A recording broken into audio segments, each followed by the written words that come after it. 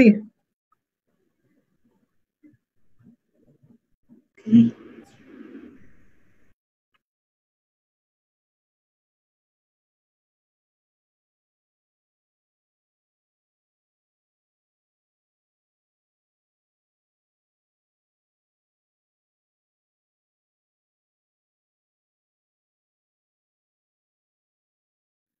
sí,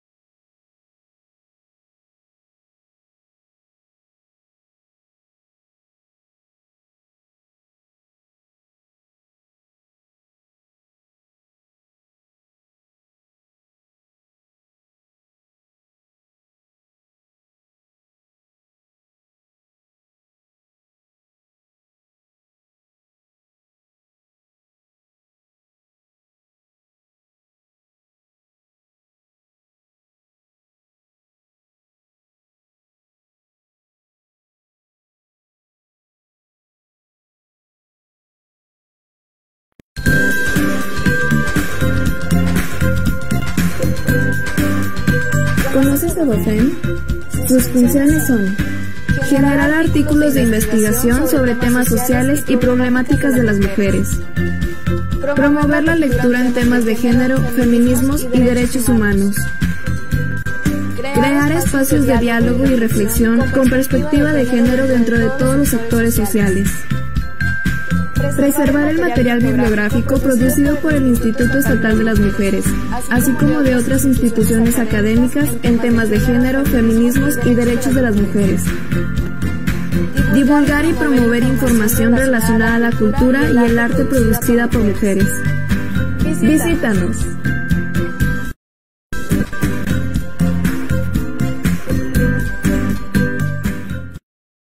Les saludamos cordialmente de parte del Instituto Estatal de las Mujeres y les damos la bienvenida a la 7ª sesión de Diálogos del CEDOFEM, un proyecto que surge de la necesidad de brindar espacios de encuentro para todas y todos.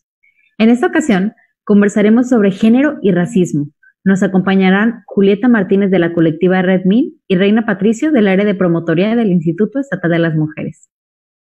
Antes de empezar, recuerden seguirnos en nuestras redes sociales. En Instagram ahorita tenemos una pequeña encuesta que nos gustaría mucho que nos ayudaran a contestar. Cuéntanos sus experiencias. Reina Patricio es licenciada en Trabajo Social y Desarrollo Humano por la UANL. Es actualmente responsable de seguimiento a equipo de promotoría del Instituto Estatal de las Mujeres. Instruye a formadores y formadoras en materia de prevención, atención y sanción de la violencia contra las mujeres. Oficina de Naciones Unidas contra la Droga y el Delito. Constante capacitación en temas de prevención de violencia, género, derechos humanos y empoderamiento de las mujeres por el IEM. Por otro lado, tenemos a Julieta Martínez, licenciada en Psicología y maestra en Educación con acentuación en Psicología Educativa por la Universidad Regiomontana, investigadora asociada al Centro de Estudios Interculturales del Noreste, donde trabaja temas de migración, educación y género. Ha brindado más de 100 conferencias, ponencias y capacitaciones en temas de género, derechos humanos, derechos como pueblos indígenas y derechos de las mujeres indígenas. Fue presidenta de la Asociación Civil Cihuacali, Casa de las Mujeres Indígenas en Nuevo León, y actualmente es directora del colectivo Red de Mujeres Indígenas Migrantes en Nuevo León, Red Min. vamos a empezar con Reina. Reina, explícanos un poquito, ¿qué es esto del racismo, de la discriminación, del clasismo? Cuéntanos. Ok, bueno, buenas tardes. Primero que nada, pues les voy a hablar de lo que es el racismo para poder entrar al tema de lleno, de manera general. Si me pueden ayudar nada más así con la presentación. Claro. Ahí está. Ok. Bueno, estos son conceptos claves. ¿Qué es la discriminación? Bueno, en el artículo 1 de la Constitución Política de los Estados Unidos Mexicanos menciona que queda prohibida toda discriminación motivada por origen étnico, por género, por edad, discapacidad, condición social, preferencias sexuales, condición de salud, estado civil, religión, las opiniones o cualquier otra que atente contra los derechos de las personas. Esto es lo que menciona de manera general lo que es la discriminación, pero el racismo sale como un tipo de discriminación. Ok. ¿Y cuál es la diferencia entre discriminación y racismo? Ok, bueno, el racismo, como les comento, es un tipo de discriminación que se produce cuando una o un grupo de personas siente odio hacia otras por características o cualidades distintas, como lo es el color de piel, el idioma, el lugar de origen o el lugar de nacimiento y el origen étnico. ¿Esos son algunos ejemplos? Sí, aquí les voy a dar unos ejemplos. Si hablamos de una mujer indígena, como las palabras o peyorativas o que pueden ser como un tipo de discriminación también. Hablamos también aquí de la discriminación de género, pues obviamente por ser mujer, pero nos enfocamos un poquito a lo que es la mujer indígena. Si una mujer indígena, su lugar de origen viene de otro lugar, he visto que aquí en Monterrey, bueno, en Nuevo León, se le conoce como chirigüilla de manera despectiva. Esta palabra chirigüilla, bueno, yo me puse a investigar, bueno, en YouTube y veía como palabras o comentarios que decía que tiene que ver con las personas que no son de este estado o que vienen de fuera, pero hacían mucha alusión con rasgos indígenas. O chirigüilla es una mujer indígena. O bien decían, son personas que vienen de San Luis, de Veracruz, de Oaxaca, y así, o sea, era la palabra como mencionar la chirigüilla. Entonces, si mencionamos o hablamos de etnia, por ejemplo, etnia maya, etnia mije, etnia tarahumara, sin embargo, de manera despectiva y de manera general, pues se nos conoce como indios, ¿no? En cuanto a la piel o el color de piel, si es morena, un poquito más oscura, bueno, hemos escuchado pues que la palabra es que nos dicen prietas, o está bonita pero está prieta, ¿no? O es un color muy mexicano. Entonces también hablamos, por ejemplo, si habla un idioma indígena, una lengua indígena, puede ser mije, mixteco, náhuatl, otomí, etcétera, que no es el español o que no es una lengua extranjera como lo es el inglés, pero de manera peyorativa es porque hablas un idioma indígena, bueno, eres ignorante, ¿no? Son como ejemplos de palabras que pueden ser de manera despectiva. Ok, ¿y cómo es la forma correcta? Es una duda personal. ¿Cuál es la forma correcta de decir? O sea, ¿es lengua indígena? Porque he escuchado que también de repente dicen dialecto o palabras así que pudiesen sonar peyorativas, ¿no? Así es, la forma correcta de llamarlo son lenguas indígenas. Ok. Muchas gracias. Bueno, aquí otro concepto que es el clasismo. También es un tipo de discriminación que se le realiza a las personas por su condición socioeconómica. Es decir, por ejemplo, pobre, rico. Aquí podemos hacer un ejemplo. Cuando escuchamos la palabra pobre, a lo mejor automáticamente a mí se me viene a la mente pues una persona que no tiene dinero, que vive en una condición marginada, a lo mejor que no tiene como el acceso a la educación, ¿no? Podría ser como un ejemplo. Y la palabra rico, rica, pues obviamente pues una persona que tiene dinero, que vive en zonas privilegiadas, a lo mejor niveles de estudios académicos, maestrías, etcétera, ¿no? Sin embargo, también hacía un ejercicio en Google, le puse la palabra pobre y bueno, estos son como algunos ejemplos de imágenes que me mostró automáticamente, pues sí, donde viene una cartera sin dinero, personas en condición son indigentes, inclusive por aquí viene una mujer indígena que está ahí sentada y bueno, vienen así como estas cuestiones o imágenes que me muestra Google. Sin embargo, puse también la palabra rica y me salía como cuestiones de tostadas, de restaurantes, no me mostraba como mujeres, ¿no? Sin embargo, puse la palabra rico y pues sí, me muestra estas imágenes, pues mucho dinero, inclusive donde decía hombres de negocios, el hombre más rico del mundo, y pues sí, son algunas de las imágenes, pero pues en su mayoría también son hombres o encontramos mujeres como acompañantes del hombre, ¿no? Claro, sí, y lo podemos ver justo en las imágenes que ahí nos compartes, ¿no? O sea, cómo se ve solamente en una, podemos ver a una mujer, no, también es un varón, que justamente tiene mucho dinero, ¿no? Y las mujeres como acompañantes. Uh-huh. También puede ser curioso cómo a veces pensamos que porque una persona tiene cierto tono de piel, no tiene dinero, ¿no? O es pobre. Yo he escuchado desafortunadamente de muchas personas que conozco como esto de que en tiendas las siguen, o sea que cuando van a alguna tienda comercial de ropa, un Liverpool, algo así, como que los guardias o las guardias empiezan a seguirla para revisar que no se vaya a robar algo, como si por su tono de piel o por cómo viene a veces vestido o vestida no tuviese la suficiente economía, ¿no? Para comprar algo ahí. Sí, así es. Bueno, pues igual ahí te puedo comentar un poquito una historia personal. Igual por mi tono de piel, a lo mejor por el aspecto físico, en cómo me ven, muchas veces o cuando entro a una tienda es así como que le puedo ayudar en algo, o busca algo y pues estoy buscando como la ropa, ¿no? Viendo los precios y demás como cualquier otra persona. Sin embargo, sí se siente como esto, como que lo harán nada más conmigo o también lo harán con todas las personas, ¿no? Pero sin embargo hay otras personas en la tienda y pues que no hacen lo mismo. Entonces, ahí es donde me pregunto, pues, o sea, ¿es por el tipo de piel o por qué tipo de condición o estereotipos que tenga la gente, ¿no? Con respecto a lo que es la piel. Claro, claro.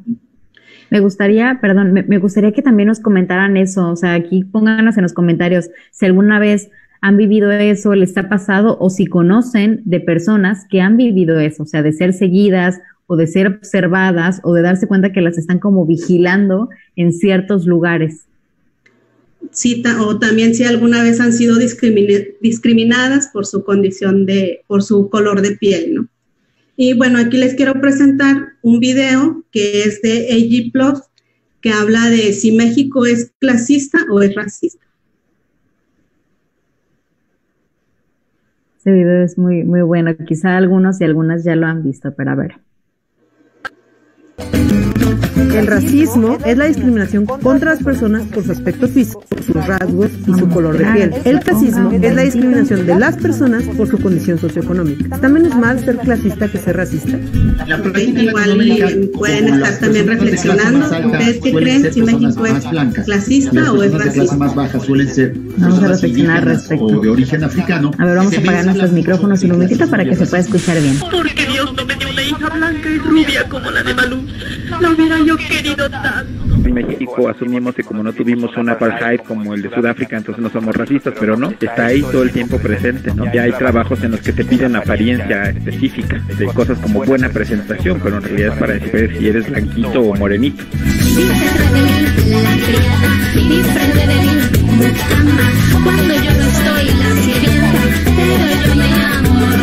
En 2017, el Instituto Nacional de Estadística de México publicó un estudio en el que demostró que el color de la piel afecta directamente en el trabajo que tienes o el nivel escolar que alcanzaste. Por ejemplo, de las personas con una tonalidad de piel más oscura, solo el 4% tiene estudios universitarios contra el 28% de las personas con una piel más clara. Estas conclusiones hicieron enojar a muchos que tacharon tanto al INEGI y al estudio de racistas, pero no a la sociedad que refleja el estudio. Tranquilo, maestro, solo estamos ayudando. Pinches nacos. Porque nadie quiere que le digan racismo, porque todos reconocemos después de los nazis y después de los excesos del apartheid en Sudáfrica, los mexicanos nos sentimos mejor que eso y decimos, no, nosotros no somos racistas de esa manera. Y en cambio, cuando se dice que es clasismo, pareciera que es algo justificable, porque hay también una idea que es falsa, que la gente que es pobre es... A ver, parece que estamos teniendo dificultades con el tema del video, pero mientras podemos leer unos comentarios, nos mandan saludos. En la Ciudad de México, el grupo más discriminado son los indígenas, que son el 8% de la población de la ciudad. Y el tercer grupo más discriminado son las personas con piel morena. Más de la mitad de los mexicanos considera que a las personas se les insulta por su color de piel. Pero, si queremos entender los orígenes del racismo en México, tenemos que remontarnos al pasado. Uno de los orígenes del racismo mexicano es el sistema de castas colonial, que establecía distinciones entre las personas por su origen y que daba una posición de privilegio a las personas de origen europeo, a los españoles o blancos, pero también por otro lado discriminaba a los indígenas y a los africanos. La pigmentocracia, ¿no? Si no, en México no nos diríamos güerito como categoría cultural, ¿no? Aunque no seamos güeritos, vamos al mercado y nos dicen pásele güerito, ¿no? Porque es una forma de hacerte sentir que eres de un estrato superior. ¿Qué? ¿Qué me ves, pinche güerito? Recientemente, yo creo que el racismo reside fundamentalmente en los medios de comunicación, en la publicidad y en la televisión, donde se excluye sistemáticamente de la manera más descarada a las personas que no sean blancas. En 2013, la Comisión Nacional para Prevenir la Discriminación sacó este video de un experimento que hicieron con niñas y niños mexicanos. ¿Cuál muñeco es feo? ¿Cuál muñeco es malo? ¿Y por qué? Porque, bueno, este es moreno y este es blanco. El racismo en México no es la única forma de discriminación. En 2013, Parametría publicó un estudio que decía que en este país se discrimina por todo: clase social, religión, preferencia sexual, género. Pero el racismo es un problema serio, principalmente en un país donde el 64% de la población se considera morena. ¿Te parece que el clasismo es una característica no tan grave?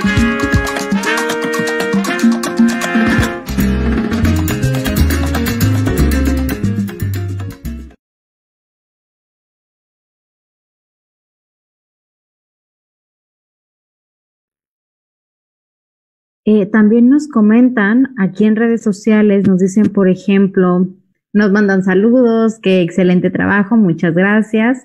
También nos mencionan un muy buen tema, muy de acuerdo. Y también nos mencionan, nunca me ha pasado, pero sí lo he visto, sobre esto que hablábamos de las tiendas, ¿no? O sea, de que te sigan o algo así. Digo, afortunadamente, qué bueno esta compañera que nunca lo ha vivido, qué desafortunado que lo ha tenido que ver, ¿no? Y también qué importante que podamos quizá posicionarnos un poco cuando veamos este tipo de injusticias. Puede ser a veces complicado o no sabemos cómo reaccionar. A ver, y ahora, Julieta, ¿tú qué nos puedes contar sobre la labor que ustedes hacen, sobre el tema de ser mujer y al mismo tiempo pertenecer a una etnia o ser migrante o ser afrodescendiente? Claro, Tascanenek, digo, Huaclenenek, en mi lengua materna es buenas tardes. Primero que nada, decirles que estoy muy contenta de poder compartir este espacio con todas y todos ustedes. Sin duda es un tema que es muy importante que lo abordemos y más en estos momentos, más en estos tiempos que pensaríamos que ya estamos en otros momentos en donde el tema del respeto, la inclusión, es más materializado, es más visible.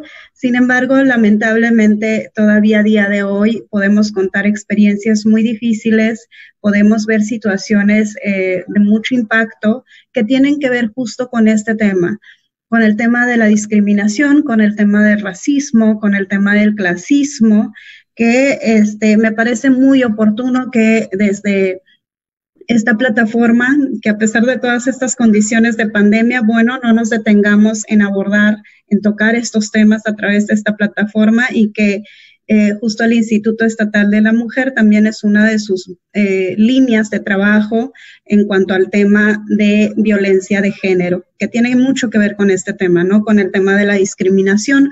Y bueno, justo el día de hoy pues vamos a compartirles un poco, contextualizando en el tema indígena, que es el tema que trabajamos desde el colectivo de REDMIN, Red de Mujeres Indígenas Migrantes en Nuevo León. Les comparto, yo soy parte de la etnia Tenec o Huasteca, originaria de San Luis Potosí, hablante de la lengua Tenec, y bueno, soy parte de toda esta población. Les comparto que actualmente en Nuevo León, la última encuesta intercensal del 2015 arroja alrededor de 412,000 personas ligadas a comunidades indígenas. Fíjense, algo muy interesante aquí y que podemos observar en la pantalla, 352,000 personas se consideran indígena, esto con el criterio de la autoadscripción, es decir, ¿eres indígena o no? Si a mí me preguntan, por supuesto que ahora lo digo sí, ¿no? En otros momentos o algunas otras personas también, precisamente por el tema de la discriminación, pueden responder que no. Entonces, hay que cuestionar estos resultados, ¿no? 60,000 personas se consideran en parte. ¿Qué quiere decir con esto? Que no se reconocen totalmente como personas indígenas. Y aquí entra un poco el cuestionamiento de preguntarnos qué significa eso de en parte de. Y bien puede hacer referencia a personas a lo mejor que sus padres migraron ya hace tiempo y esa persona nació ya aquí en Nuevo León. La pregunta es, ¿se considera ya regiomontano o todavía se considera indígena? Entonces, esos son como algunos puntos que debemos cuestionarnos en cuanto a estos resultados. Claro, y perdón, sí, qué adelante. interesante esto que nos comentas, ¿no? Justamente de cómo si tú no te reconoces y no te reconoces quizá no porque no lo consideres, sino por miedo a ser discriminada, por no querer formar parte, por evitar y huir que hagan comentarios sobre ti, entonces ya no entras en esa estadística, ¿no? Y entonces nuevamente volvemos a invisibilizar quizá a culturas, a pueblos indígenas. Claro, así es, y justo vamos a seguir hablando de este tema y que tiene que ver como cuál es el impacto de este odio, de este rechazo que nos compartía la compañera Reina, que implica la discriminación, ¿no? ¿Cuál es el impacto hacia tu propia identidad, hacia tu propio reconocimiento para este reconocimiento? Entonces, vamos a ver el tema de género. De esta cantidad, aproximadamente el 49.5% de la población son mujeres niñas. Este dato es muy, muy importante porque casi estamos hablando del 50 y 50, ¿no? Y bueno, justo el tema de hoy, género y racismo, vamos a ver cómo impacta en este caso en las mujeres indígenas que se encuentran insertadas aquí en Nuevo León. Y aquí vamos a tocar el tema de la interseccionalidad de género. ¿A qué nos referimos con esto? Nos referimos a que tenemos que visualizar y contemplar como todas estas capas de condiciones o de situaciones que tenemos las mujeres indígenas en un contexto al cual es tan distinto. Y aquí podemos mencionar desde el choque cultural, por ejemplo, que nos implica al momento de migrar a un contexto urbano. Sabemos bien que las comunidades indígenas, o sea, no tienen nada de parecido con contextos urbanos, los usos y costumbres, la misma cultura, las condiciones. Entonces, cuando migramos a una ciudad, nos topamos con una serie de cosas que podemos decir cultura totalmente distinto desde el idioma, desde la comida, desde la forma de vestirnos, desde la forma de relacionarnos o la misma dinámica tan distinto a lo que nosotras o nosotros conocemos. Entonces, a eso se refiere la interseccionalidad, en cómo visualizar este impacto de acuerdo a las características y condiciones también que tenemos las mujeres indígenas. Y bueno, voy a empezar mencionando, por ejemplo, algunos puntos importantes para poder entender de qué manera impacta esta discriminación hacia las mujeres indígenas, mujeres y niñas y niños indígenas. En primer punto es el tema colonialista. Ya de por sí a pueblos originarios se les ha tratado y se les ha se ha establecido, se ha estructurado estas dinámicas de relación con esta característica de colonialista, ¿no? En esta relación de poder desigual también. En muchas ocasiones ven a la población indígena como inferior. ¿Qué implica este término de colonialista? Bueno, de inferioridad, de esclavitud incluso, ¿sí? Ligado con esto, y el tema obviamente de la discriminación. Por otra parte, el término también clasista, lo que ya nos comentaba la compañera Reina. Clasista generalmente se liga con el tema de pobreza, ¿no? Con el estatus social, con la condición social. Y los datos estadísticos, de acuerdo al Coneval, señalan que el 70-75% de la pobreza extrema, está centrada en pueblos indígenas, en las personas de comunidades indígenas. Entonces, ya tenemos el tema del colonialismo, ahora tenemos el tema del clasismo, ¿no? Ya son dos capas encima de nosotras. Claro, ¿Ibas a comentar algo, Greta? Sí, y de hecho que justamente ahorita con el tema de la pandemia, sabemos que desafortunadamente muchas personas perdieron sus empleos, pero ahora que mencionas esto de que a veces se considera, o sea, del colonialismo, ¿no? Y como la idea de esclavitud a veces, o sea, que está muy inconsciente y que se ha transformado, pero a veces esta relación que hay con las trabajadoras domésticas, a mí me llama mucho la atención. Hace poco yo estuve viendo casas para mudarme y noté que habían ciertas casas que tenían un cuarto que le llaman de servicio, que es un cuarto diminuto, o sea, chiquitito, ¿no? Y como esta idea de que mujeres que se dediquen a trabajar en el hogar, haciendo limpieza, vivan en casas ajenas a las suyas, en estos cuartos que son de verdad muy chiquitos, que se ven casi inhumanos, ¿no? Y cuántas desafortunadamente no habrán perdido sus trabajos en este momento. Claro, muy bueno tu aporte. Y ahorita vamos a mostrar algunos ejemplos y compartir también experiencias ya reales de la realidad, de cómo estos puntos que estamos mencionando, cómo se materializa, cómo se lleva como a la conducta, al comportamiento hacia la población indígena y más específicamente hacia las mujeres indígenas. Tenemos también esta parte de machismo patriarcal dentro de las comunidades, o primero pensémoslo a modo general, es colonialista, clasista, machista, patriarcal, como todo lo que ya conocemos de violencia de género, ¿no? La física, la psicológica, la económica, varios de esos tipos. Y luego el término de racista, lo que también ya nos compartió Reina, ¿a qué se refiere esta discriminación racista y qué tiene que ver con la etnia y dentro de la etnia los usos y costumbres, es decir, los roles de género dentro de la cultura? Todas esas capas son las que impactan en nuestras personas como mujeres indígenas, como niñas indígenas, y que entonces la lucha es primero ir quitándonos estas capas, es luchar contra toda esta pirámide de cuestiones negativas para poder gozar como de esta equidad de trato e igualdad de derechos. Me voy a pasar a la siguiente lámina. En muchas ocasiones, y justo esta pregunta con el que cerró Reina y que mostró el video, de que si existe clasismo o racismo, les quiero comentar que lamentablemente hay de los dos y más, ¿no? Sí está muy presente, solo que como lo tenemos tan introyectado, como lo tenemos tan inmerso en nuestro día a día, desde nuestra persona hasta en nuestra cotidianidad, entonces ya lo hemos normalizado, ya no nos damos cuenta si estamos cometiendo discriminación hacia estos puntos específicos o no.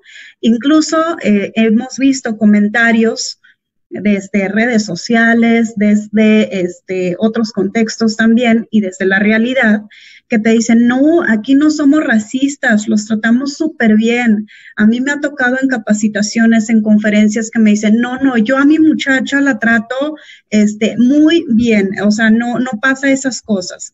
Pero ese discurso de mi muchacha ya la está objetivizando, ya la está viendo como un ser no humano, no igual a ella o no igual a él, ¿sí? ya desde ahí usar ese discurso nos estamos volviendo en el primer punto, que es colonialista. Mi muchacha, nuestros indígenas, ¿sí? Esa apropiación como si no tuvieran derechos. Greta, ¿ibas a comentar algo? No, que justo, ¿no? O sea, esto que mencionas que está como muy normalizado de mi muchacha, o sea, como si fuesen personas de tu propiedad, ¿no? Que te pertenecieran. Y también, o sea, con esto de, no, yo la trato mejor. A mí me tocó en algún momento escuchar, leer por medio de Twitter historias, y yo no sabía que eran tantas, de mujeres que sus mamás, o sea, que ellas eran de una tonalidad blanca, digamos, y sus mamás eran de una tonalidad más oscura, y que pensaban que su mamá no era su mamá, sino era la nana. Ya. No, es muy común. Entonces, ante esta normalización, pues justo lo que acabas de mencionar, por ejemplo, estos espacios donde en ocasiones pues residen las trabajadoras del hogar en estos espacios, generalmente la persona que los emplea no se fija de estas condiciones, al contrario, hasta sienten que todos estos beneficios que le dan es más de lo que merecen. Incluso en ocasiones no manejan un sueldo, entonces les manejan de que o ya dentro de su sueldo le contemplan el techo, la comida, la casa o el cuarto o el espacio que están ocupando dentro de estos hogares, y entonces lejos de ver como esta desigualdad o que si son adecuados estas condiciones, más bien lo ven como que están dando mucho a una persona que no lo merece o que no está en el mismo nivel o categoría de ser humano que el resto de las personas. Entonces, eso es como lo más fuerte y lo más difícil, que no te des cuenta o que no reconozcamos, o el resto de la sociedad que no reconozca esta desigualdad, porque al no reconocer, entonces sienten que es injusto que yo goce de los mismos derechos o que tenga las mismas oportunidades que el resto de la sociedad. Claro, y de hecho en los comentarios nos ponían que el primer paso es justamente aceptar que México es un país racista, ¿no? Para poder cambiarlo. Así es. Entonces, ante esta normalización de la discriminación, además de tener como esta negación y esta resistencia, y que me ha tocado, por ejemplo, en las conferencias que les digo, bueno, ¿cuántas personas indígenas creen que hay en Nuevo León? Y me dicen 5, 10 personas, y ya vimos las estadísticas, ya vimos cuántas personas hay en Nuevo León. Ahora, en muchas ocasiones también el discurso es que ¿qué hacen aquí si ya saben que los tratan mal? La misma pregunta hacen cuando se van las personas a Estados Unidos, migran a Estados Unidos, mexicanos, y les dicen, ¿por qué migran si saben que los tratan mal? Aquí la pregunta es, ¿sabes bien cuáles son las condiciones en las comunidades indígenas? O sea, si migramos no es por gusto, migramos por cuestiones o factores que nos obligan a hacerlo, o factores que salen de nuestras manos. Entonces, esto es muy, muy importante que lo visualicemos, y antes de emitir un juicio o estereotipar las cosas, hay que entender qué hay detrás de, ¿no? Y qué implica. Entonces, aquí podemos ver que esta resistencia, esta negación de decir, aquí no pasa eso, aquí todo está maravilloso, aquí les va mejor que en otros estados o que en otras ciudades o en otros contextos, aquí más bien es importante reflexionar que esa negación nos lleva o contribuye a una mayor discriminación. Si yo niego o si yo invisibilizo, entonces lo que estoy haciendo es invalidar mi realidad. Esto que yo te estoy contando, por ejemplo, la discriminación, el rechazo, el insulto por ser mujer, por ser indígena, por tener un color de piel morena, por ejemplo, esa es una invalidación a mi propio discurso. Entonces yo no existo, lo que digo no vale, porque lo estás invalidando. Entonces, bueno, ¿cómo podemos observar esta resistencia y esta negación? La meritocracia es uno de ellos. Es decir, que digan, bueno, es que eres pobre porque no le echaste ganas. Mira, una vez estaba, por ejemplo, en un curso de derechos y una persona se acerca conmigo y me dice, es que estábamos hablando justo de los pueblos indígenas, de las personas de comunidades indígenas, y entonces me dice, es que si se levantaran ustedes a las 6 de la mañana todos los días, no serían o no estarían en esa pobreza. Y yo me quedé así de que, ¿qué le pasa? O sea, ¿cómo que si nos levantáramos todos los días a las 6 de la mañana? Te aseguro que no dormimos y no salimos de pobres. Y de hecho hay estadísticas y hay estudios que dicen que la movilidad social no tiene que ver con el esfuerzo. Entonces, quitémonos esta parte y de hecho también desde el colectivo publicamos hace unas semanas un reportaje que hicieron sobre el tema del racismo justamente y subimos como el video y el reportaje y empezamos a ver comentarios y había una que me decía, y me lo decía a mi persona y me decía, no, échale ganas, estudia para que te vaya mejor, que tengas trabajo y así, porque si no le echas ganas, pues no, pues por eso los discriminan, por eso siguen siendo pobres. Y otra vez la meritocracia. La meritocracia lo que hace es hacerte responsable de tu pobreza, de tu condición de desigualdad o el estatus que ocupas. Lo que te está haciendo es responsabilizarte. Cuando no es así, si estamos usando un discurso de la meritocracia, lo que estamos haciendo es negar esa desigualdad tan latente que hay en toda la sociedad.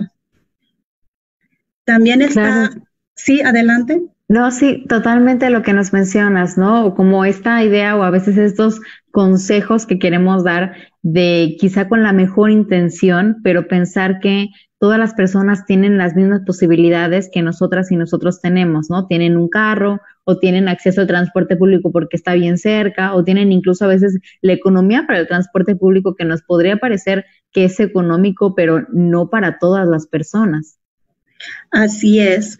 También está la teocracia, que es igual justificar como esta desigualdad y la invisibilización que tiene que ver con Dios les dio eso, Dios o cualquier otra deidad en el que creamos, eso les tocó y ni modo. O sea, así tienen que vivir. ¿Sí? Entonces, si intento estar o hacer cosas que no está como estereotipada como indígena o población indígena, entonces se ve mal que yo intente hacerlo. Pero es igual, como una explicación del por qué estamos en pobreza o en estas condiciones o por qué tenemos que vivir discriminación. Otra es la aristocracia, es decir, ahí naciste, ahí te tocó, ni modo, ya te amolaste, ¿no? Como dicen. Y bueno, el discurso también de la igualdad, aquí todas somos iguales, todas y todos somos iguales y no, todavía no podemos hablar de igualdad cuando estamos en total desventaja en cuanto a acceso a derechos humanos, acceso de igualdad de trato o de equidad de trato más bien, porque de acuerdo, y ahorita vamos a ver las estadísticas, el Estado que ocupa los primeros lugares en los últimos tiempos, pues es Nuevo León en cuanto a tema de discriminación y la población que más discriminan es la población indígena.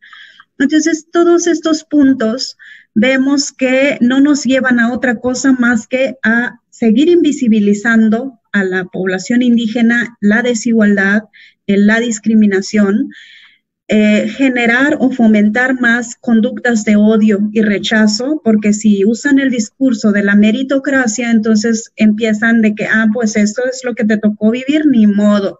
La esclavitud o el trabajo en casa, por ejemplo, encerradas de lunes a domingo, ni modo, así te tocó. ¿Sí? Y luego la importancia del acceso, la importancia del acceso, ¿no? Porque muchas veces se piensa que porque en papel ya están los derechos, ya todo el mundo los tenemos, como bien decías, y no se piensa en que una cosa es tener el derecho en papel y otra cosa es que de verdad lo cumplan y que podamos accesar a ellos. Claro, es tan importante que esté avalado, porque en muchas ocasiones eso da pie a que se siga fomentando, ¿no? Pero no solo en papel, sino vamos a ponerlo en práctica y creo que esa es como dilema ahí al que todavía no logramos llegar y que todavía va a tardar mucho tiempo en lograrse, porque como está tan introyectado en que esta discriminación es histórica, entonces tenemos que romper con todo eso para poder cambiar esta situación. Entonces, contribuyen también a la desigualdad en todos los ámbitos, no solo en el tema del marco legal, sino también en cuanto a acceso educativo, al tema de la salud, al tema laboral. No es de a gratis que gran parte de la población indígena aquí en Nuevo León está insertada en empleos informales. Y cuando hablo de empleos informales, hablamos desde trabajadoras del hogar que no cuentan con ningún tipo de seguro social, prestación de servicios y demás. Hablamos de las mujeres que se dedican a la venta de artesanía, a hacer y vender artesanías. Personas que trabajan en la obra, por ejemplo, los hombres, al menos en este tema de pueblos indígenas que trabajan en las obras y que no cuentan con ningún tipo de servicio social, ¿no? Y la reproducción, nuevamente, de estereotipos y prejuicios. Y ya también, parte de mi experiencia es que cuando egresé, por ejemplo, de la universidad, el primer empleo que me ofrecieron en una institución privada fue la de ir a limpiarle la casa a la directora. Entonces, ojo con eso, porque es tan introyectada nuestro esquema de discriminación, ¿sí? Que seguimos como fomentando estos estereotipos y prejuicios y no permitimos que sea de otra forma. En nuestra mente, en nuestra cabeza, no se puede visualizar otro contexto de las personas indígenas que no sea esto. Ese es como el gran reto, ¿no? Y aquí algunas preguntas muy importantes que quiero compartirles, a ver si es cierto. Igual también comenten ahí, dejen ahí sus comentarios a ver si ya lo sabían. Esta pregunta dice, ¿sabías que las mujeres indígenas son las más violentadas entre las violentadas? ¿Sí? Esa es una realidad. Por ser mujer, por ser indígena, por ser pobre. Y yo le voy a agregar más, por tener la condición de migrante aquí en Nuevo León, porque no es lo mismo una mujer que cuenta con redes de apoyo, con alianzas estratégicas, tiene a su familia, tiene sus amigos aquí, que una mujer que es migrante y que no conoce a nadie y que no tiene esas alianzas y que en muchas ocasiones está sola en una ciudad que no conoce, que desconoce también la parte cultural. Imagínense. Entonces yo creo que hay que agregarle más factores porque la realidad no lo dice, ¿sí? Claro, okay. Totalmente. Muy bien, vamos a avanzar. Entonces, otro punto importante es Nuevo León presenta uno de los índices mayores en discriminación hacia población indígena, de acuerdo a una encuesta de Así Vamos en Nuevo León. Estos son datos muy, muy recientes y se sigue ocupando los primeros lugares en discriminación hacia población indígena. Y seguramente genera mucha controversia en la población neolonesa, es saber y escuchar esta estadística negativa, pero lamentablemente la realidad lo dice, ¿sí? No puede negar la realidad, los discursos de las mujeres indígenas, de la población indígena, lo dicen, y la cotidianidad peor aún. Otro punto que tiene que ver con el tema de las trabajadoras del hogar es en Nuevo León 96,000 trabajadoras del hogar son las que están laborando, ¿sí? De esta cantidad, 93% nació fuera de Nuevo León, pero algo muy importante, 70% son originarias de San Luis Potosí, Veracruz e Hidalgo.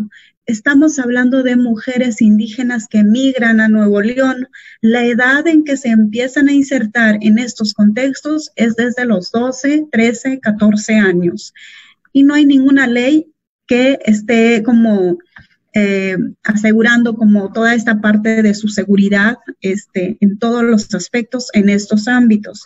Y este trabajo lo tiene muy bien documentado la doctora Severín Durín que tiene ahí también libros recientes sobre el trabajo de las mujeres establecidas como trabajadoras del hogar, gran parte de ellas a puerta cerrada o de quedada, en donde no sé qué pasará allá adentro, si les garantizan sus derechos o no, si las tratan bien.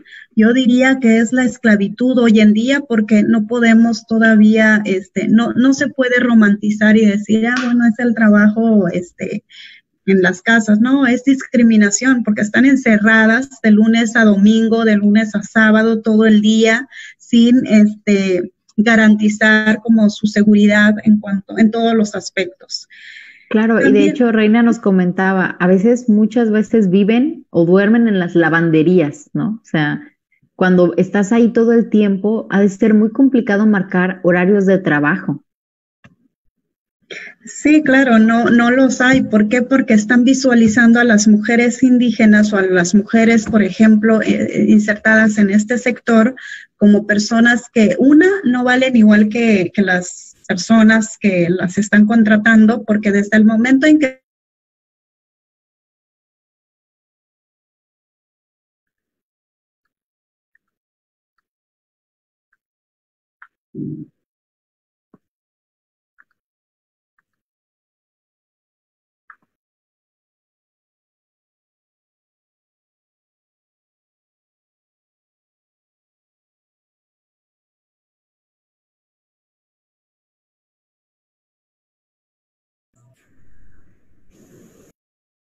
con la presentación, por ahí se nos fue un poco la transmisión, pero ya estamos nuevamente aquí.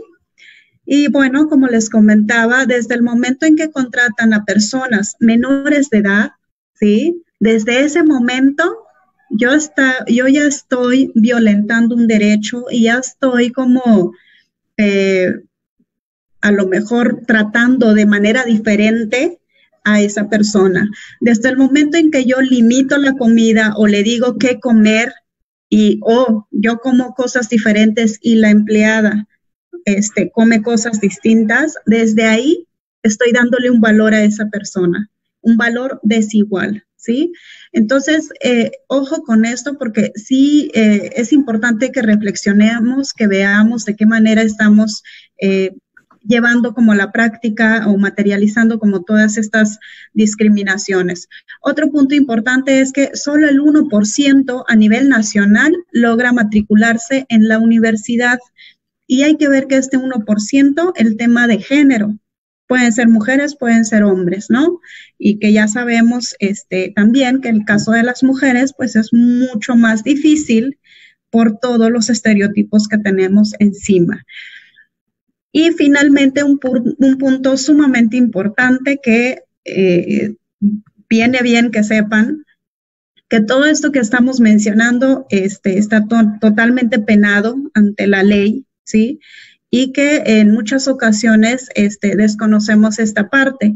Aquí en Nuevo León está la Ley de los Derechos de las Personas Indígenas y Afromexicanas en el estado de Nuevo León, y esta ley fue publicada en el Diario Oficial el 22 de junio del 2012. A partir de todas estas experiencias negativas, maltratos, discriminación, un grupo de personas, organizaciones sociales, líderes indígenas y no indígenas que se sumaron, impulsaron esta ley que fue aprobada en este año y que sigue vigente, ¿no? Aquí está la nota que les decía. Esta es una nota muy reciente desde el colectivo Redmin. Ahí está compartida la nota por si le quieren echar un vistazo después. El contexto general, migración y marginación. Y aquí vienen estos puntos importantes. Fíjense nada más las estadísticas. Del 2018 al 2019 hubo un incremento de porcentaje de discriminación. Entonces, en cuanto a percepción de discriminación, hay que ver el porqué de ese incremento. ¿Qué pasó? ¿Cuáles son las causas de esta discriminación? Y el primer punto, fíjense, ¿sí? Discriminan por ser indígena. El segundo punto, ser migrante. Fíjense, como personas indígenas ya tenemos dos. El tercer punto, discapacidad. Imagínense una familia indígena que tenga una persona con discapacidad, ¿sí? Ya son 3 puntos y así van también, ¿no? Estos son los puntos importantes que hay que considerar y ver que hay mucho que hacer, hay mucho trabajo que implementar para responder a estas cuestiones. Y bueno, desde colectivo Redmin trabajamos mucho con el tema de el empoderamiento de las mujeres. Ninguna de las compañeras que estamos hoy por hoy en estos espacios en donde podemos compartir nuestras experiencias fue fácil. Tuvimos que pasar un proceso largo, un proceso de entender toda esta situación, de entender qué implica esta discriminación, tanto de género, de etnia, racismo, entender todo este proceso para poder asumir espacios de toma de decisiones, pero también espacios en donde podemos impulsar a otras compañeras a asumir otros contextos, situarnos desde otro papel, desde otro espacio para poder generar espacios más inclusivos. Y la idea aquí es conformar como esta red, ampliar nuestra red de alianzas, tanto con mujeres indígenas como con mujeres no indígenas, para asegurarnos estos espacios inclusivos. Entonces, eso es lo que trabajamos desde Colectivo Redmin. Tenemos compañeras ya, o sea, súper entradas también en este tema, lo cual nos emociona mucho y me emociona mucho tener aquí a mi compañera Reina, que es otra de las compañeras que tienen como muy claras el objetivo y que ya basta, ¿no? Ya basta de esta discriminación. La idea es asumir estos espacios con mucha responsabilidad y seguir impulsando a más mujeres indígenas, compañeras indígenas, a que trabajemos en este tema y hacer realidad nuestros derechos como pueblos indígenas y como mujeres indígenas. Muchísimas gracias, Julieta. Voy a leer aquí un par de comentarios.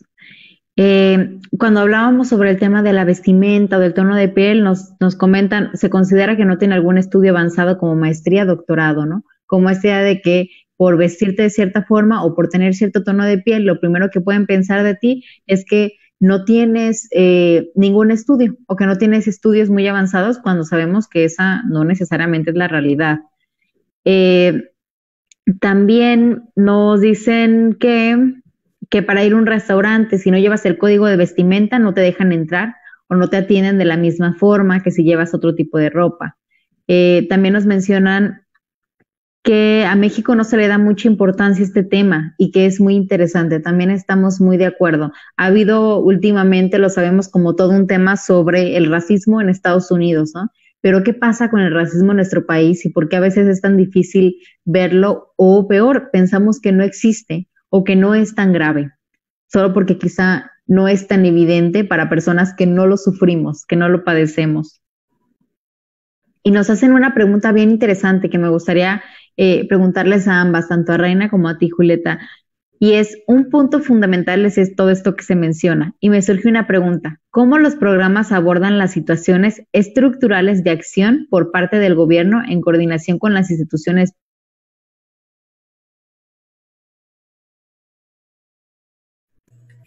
Ok, bueno, precisamente como lo mencionó Julieta hace rato, es importante construir espacios de inclusión donde haya mujeres indígenas, no indígenas.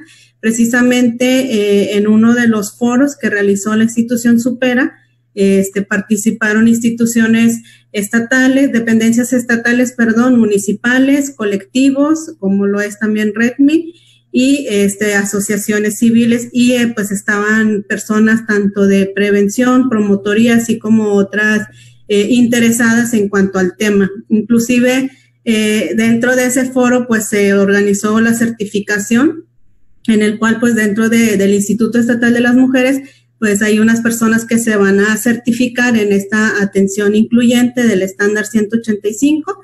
Sin embargo, también se trabaja con el programa PAIMEF, que es una dependencia, un programa federal que también aborda esta cuestión de la atención incluyente, ¿no? De mujeres indígenas, personas con discapacidad, y pues abordamos temas que tengan que ver con, por ejemplo, los tipos de violencia, la difusión de los derechos humanos y no discriminación en espacios como tanto públicos, privados. En algunas ocasiones también hemos trabajado con la UR, en otras ocasiones con Colegio Country, etcétera. Es como llevamos este tipo de temas con diferentes tipos de poblaciones, dependencia. Es bien importante que se realicen este tipo de coordinaciones y este tipo de vínculos para obviamente ir como que pues terminar con estas estructuras, ¿no? Sin embargo, pues es un proceso pues muy, muy largo, pero pues bueno, ya estamos empezando.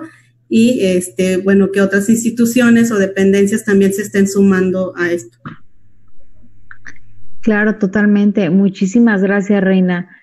¿Tú qué opinas, Julieta, sobre esto de qué tanto se toman en cuenta todas las cuestiones estructurales que nos mencionabas al momento de hacer programas?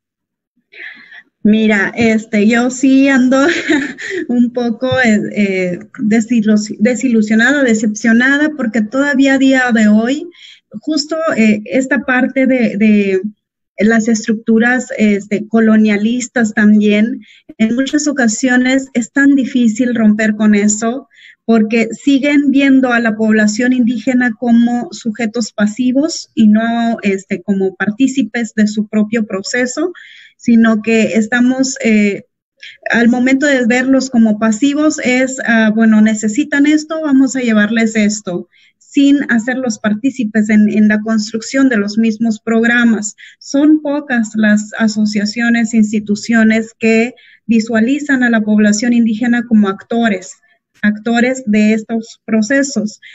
Y bueno, lamentablemente aquí, o la cuestión más bien es qué tanta apertura tienen para involucrarnos en estos procesos, porque también en muchas ocasiones, justo esto que mencionabas, la vestimenta, ¿qué representa una persona indígena? En muchas ocasiones el verlo como parte del equipo o el verlo en otro contexto, imagínense como, no sé, presidenta o ocupando algún lugar público, político, servidora o servidor público, es tan difícil visualizar a la persona indígena en esos contextos que entonces se niega a esos espacios. Son pocas las personas que están ocupando esos espacios y esos poquitos se está impulsando como todo este proceso, pero necesitamos más representación y participación política para que podamos ser partícipes de esta toma de decisiones. Y para tener más espacios de participación, necesitamos romper con estas estructuras que tenemos introyectadas y empezar a ver a la persona indígena, justo como lo acabas de mencionar, que personas que pueden ocupar puestos, que tienen doctorado, que lamentablemente no podemos portar nuestra vestimenta típica por todo este contexto de discriminación.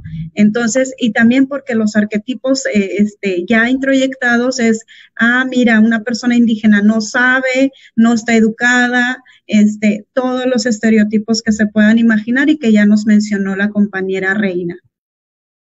Muchísimas gracias, Julieta.